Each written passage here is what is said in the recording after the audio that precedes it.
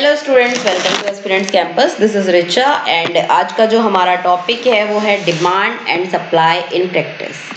ठीक है, तो आज हम डिटरमाइन करने वाले हैं इक्विलिब्रियम पॉइंट कब आता है और इसके साथ ही कई थ्योरीज जो है effect of shift in demand and supply on equilibrium.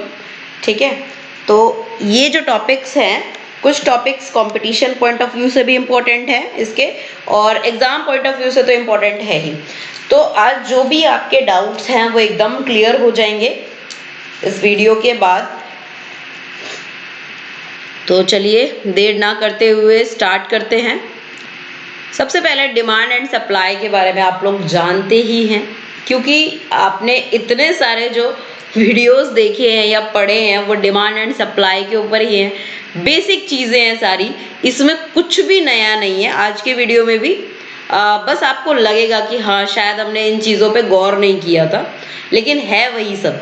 ठीक है, तो बहुत बहुत इजी फील होने वाला है आपको ये सब कुछ आज। कुछ भी बिल्कुल डाउट नहीं रहेगा। चलिए तो देखते हैं। डिमांड एंड सप्लाई कर्व जो होता है वो मार्केट मैकेनिज्म को डिस्क्राइब करता है। आपको आइडिया है इसके बारे में। ठीक है, दो मार्केट फोर्सेस होते हैं जो बताते हैं कि भाई इक्विलिब्रियम पॉइंट कहाँ पे आता है मार्केट में। ठीक है, और कैसे आता है। तो देखिए ये हमारा है सप्लाई कर्व जो कि अपवर्ड स्लोपिंग है। ये हमारा है डिमांड कर्व जो कि डाउनवर्ड स्लोपिंग है। डी से डिमांड, डी से डाउनवर्ड। ठीक है, तो दोनों का जहाँ पे इंटरसेक्शन होता है ये हमारा E4 इक्विलिब्रियम आ जाता है। ठीक है, यहाँ पे तो इतना हमें पता है, इतनी कहानी हमें पहले से ही पता है। The level of price and quantity demand on particular characters of demand and supply. अब यहाँ पे वेरिएशंस जो होते हैं प्राइस में वो डिपेंड करता है quantity over time depend on ways in which supply and demand respond to economic variables।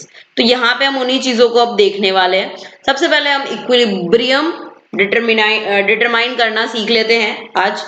तो न्यूमेरिकल से बहुत सारे स्टूडेंट्स को थोड़ा सा डर लगता है, लेकिन मैं ये कहना चाहूंगी कि जो न्यूमेरिकल्स के क्वेश्चंस है ये वाले, वो थ्योरी से काफी ज्यादा इजी है। आपको लर्न नहीं करने पड़ते, आपको बिल्कुल कुछ याद नहीं रखना है।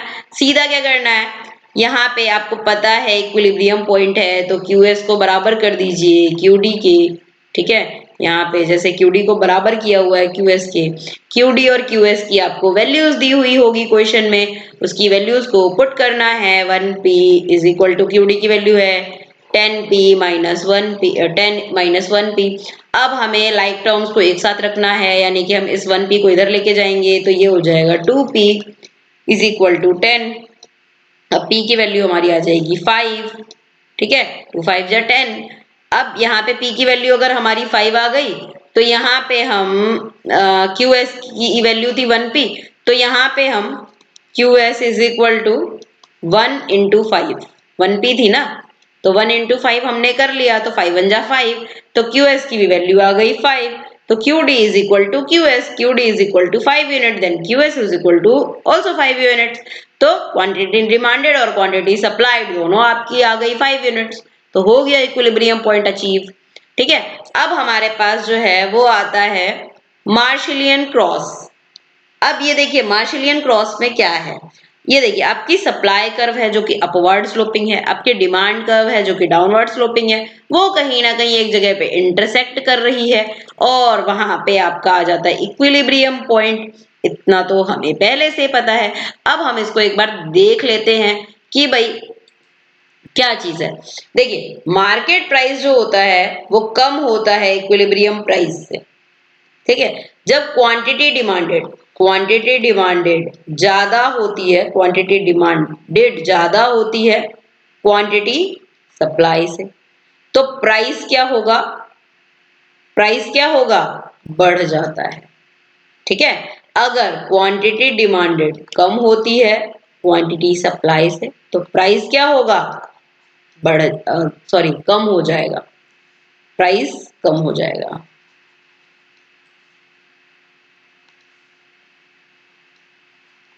ठीक है। डिमांड कम है, सप्लाई बहुत ज्यादा है, एक्सेस सप्लाई है, तो प्राइस कम हो जाएगा। डिमांड ज्यादा है, सप्लाई कम है, तो प्राइस बढ़ जाएगा। सिंपल से इतना याद रखना है आपको। और इसी पे पूरी जो थ्योरीज है, पूरी थ्योरी जो है वो बेस्ड है। देखिए, all demand curve have negative slope through the entire range. जितने भी डिमांड कर्व होते हैं वो नेगेटिव होते हैं, जितने भी सप्लाई कर्व होते हैं वो पॉजिटिव होते हैं। ठीक है।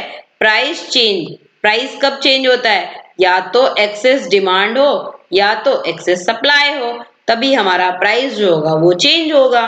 ये भी पॉइंट आ गया हमें। अब प्राइस बढ़ता कब है? जब डिमांड एक्सेस होता है। प्राइस घटता कब है? जब सप्लाई एक्सेस होता है। अब इसी को हम कहते हैं स्टेबल इक्विलिब्रियम। जब देखिए, मार्केट के अंदर इक्विलिब्रियम प्राइस अचीव करने की टेंडेंसी होती है। अब इसी को हम कहते हैं स्टेबल इक्विलिब्रियम, जो इन सभी पॉइंट्स को फॉलो करता है। अब देखते हैं हम स्टेबल इक्विलिब्रियम को। ठीक है, देखिए अब इस फिगर को समझ लेते हैं हम। देखिए, ये हमारा है सप्लाई कर्व, ये हमारा है डिमांड कर्व। अब यहाँ पे इलास्टिसिटी ऑफ डिमांड जो है वो क्या है? कम है, जीरो से, क्योंकि सप्लाई ज्यादा है। यहाँ पे इलास्टिसिटी ऑफ डिमांड जो है वो ज्यादा है जीरो के, क्योंकि डिमांड ज्यादा है। अब जब डिमांड ज्यादा होती है, सप्लाई कम होती है, तो हमें प्राइस को बढ़ाना पड़ता है इक्विलिब्रियम पॉइंट तक आने के लिए। ठीक है, तो प्राइस को राइज करना पड़ेगा, बढ़ाना पड़ेगा। अगर डिमांड कम होती है, सप्लाई ज्यादा होता है, तो हमें प्राइस को कम करना पड़ता है इक्विलिब्रियम पॉइंट अचीव करने में।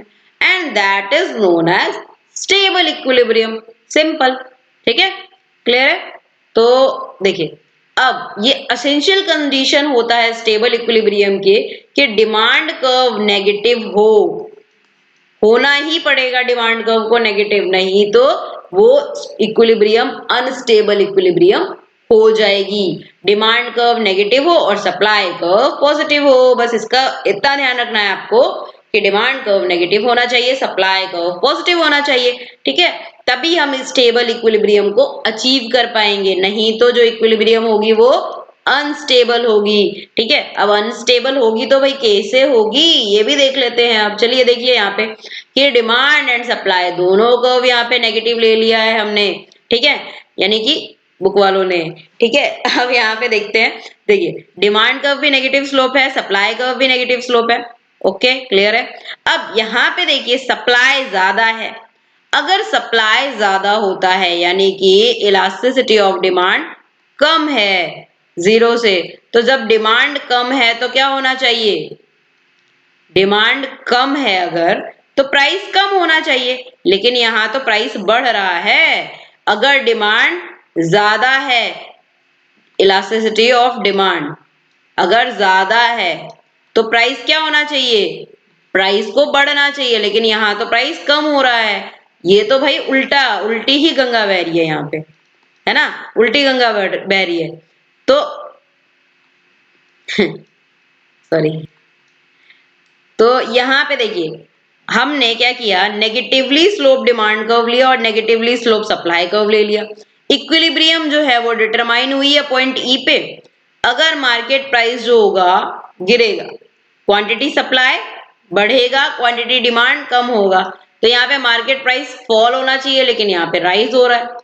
उसी तरीके से अगर क्वांटिटी सप्लाइड कम है, क्वांटिटी डिमांड ज्यादा है, तो प्राइस बढ़ना चाहिए, लेकिन यहाँ तो घट रहा है।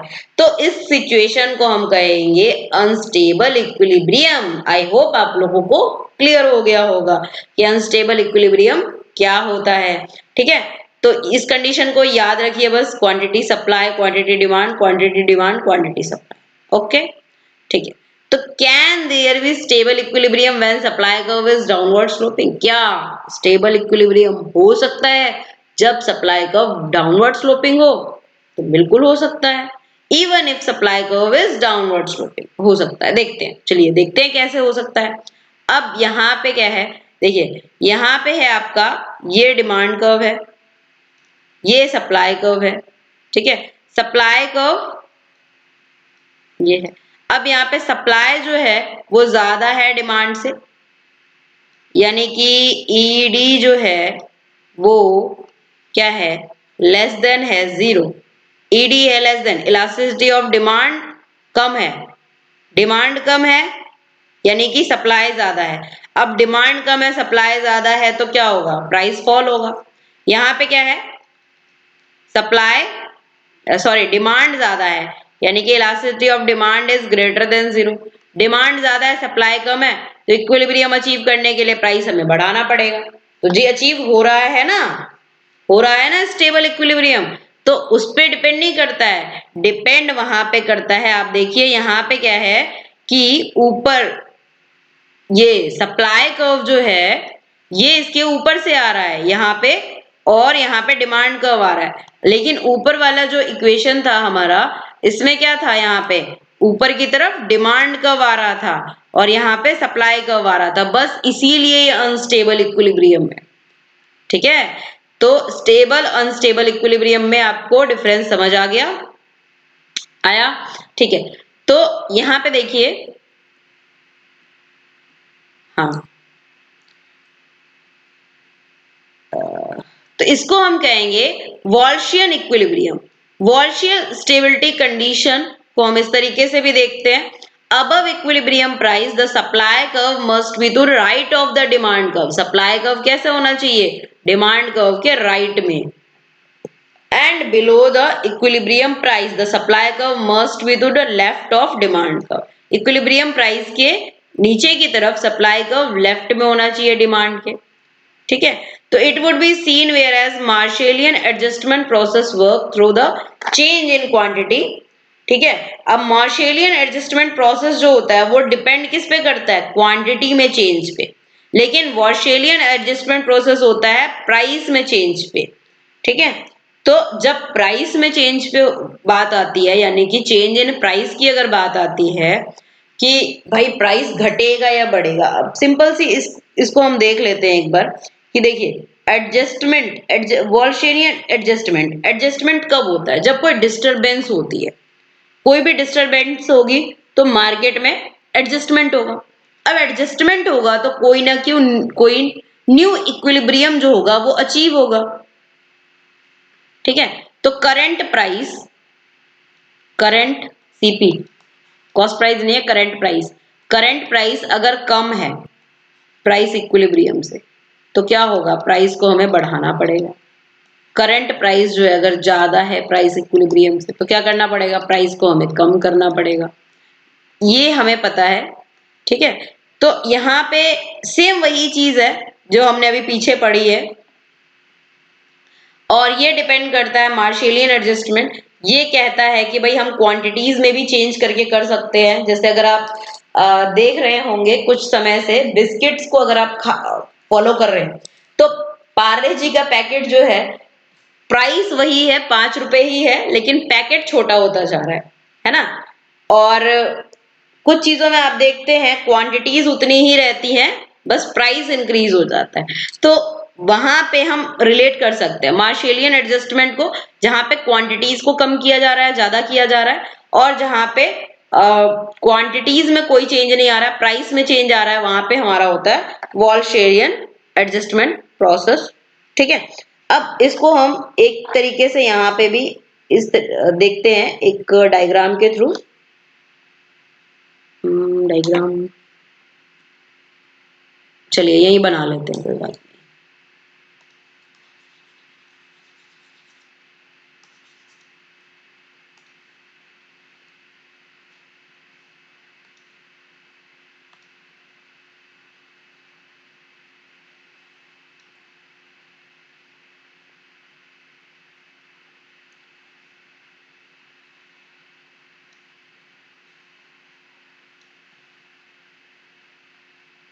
ये हमारा इक्विलिब्रियम पॉइंट है। ठीक है, ये हमारा है सप्लाई कर्व, ये हमारा है डिमांड कर्व।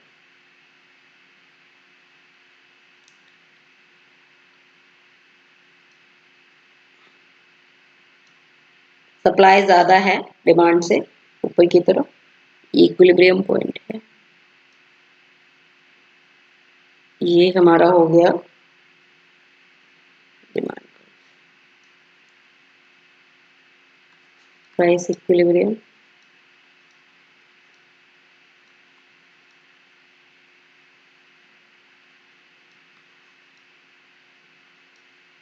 P1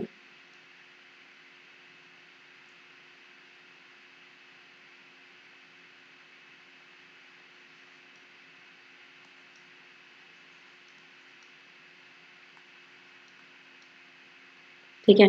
अब यहाँ पे अगर हम कुछ चीजें नोटिस करें, उतने सही तरीके से नहीं बन पाया है डायग्राम, लेकिन अगर हम यहाँ पे देखें तो ये हमारा इक्विलिब्रियम पॉइंट है, क्योंकि जो सप्लाई और डिमांड है वो एक दूसरे को यहाँ पे कट कर रहा है। अब यहाँ पे क्वांटिटी क्या करते हैं हम, यहाँ पे देखिए सप्लाई जो है वो ज्यादा है इस पॉइंट पे, तो और इस पॉइंट पे Q1 में अगर हम देखें, Q1 में अगर हम देखें तो ये वाला जो पॉइंट है ये डिमांड का प्राइस है, सॉरी यहाँ पे डिमांड का प्राइस है, सप्लाई का प्राइस इतना है और डिमांड का प्राइस इतना है। सप्लाई का प्राइस कम है, डिमांड का प्राइस ज्यादा है, डिमांड ज्यादा है, सप्लाई कम है। ठीक है, दोनों के प्राइस में डिफरेंस है। तो हमें जब इक्विलिब्रियम पॉइंट पे आना होगा तो हम क्या करेंगे, क्वांटिटी को इंक्रीज कर देंगे, क्वांटिटी बढ़ा देंगे, तभी हम इक्विलिब्रियम पॉइंट अचीव कर सकते हैं, है ना। तो यहीं पे हमें इस चीज को समझने की जरूरत है कि यहाँ पे क्वांटिटी को किस तरीके से हम इंक्रीज कर सकते हैं, डिक्रीज कर सकते हैं एडजस्ट करने के लिए। तो क्वांटिटीज को जब हम एडजस्ट करेंगे तो वो हमारा क्या होगा, मार्शेलियन एडजस्टमेंट प्रोसेस हो गया, जहां पे हम क्वांटिटीज को चेंज करेंगे। और वॉल्शेरियन एडजस्टमेंट प्रोसेस में हम क्या करेंगे, प्राइस को चेंज करेंगे। ठीक है, प्राइस को हमने कम कर दिया, बढ़ा दिया इक्विलिब्रियम पॉइंट अचीव करने के लिए, वो हमारा रहेगा वो किसमें, वॉल्शेरियन एडजस्टमेंट प्रोसेस। ठीक है, तो आज के लिए बस इतना ही। Thank you so much. If you like the video then do subscribe the channel for more video updates. Thank you.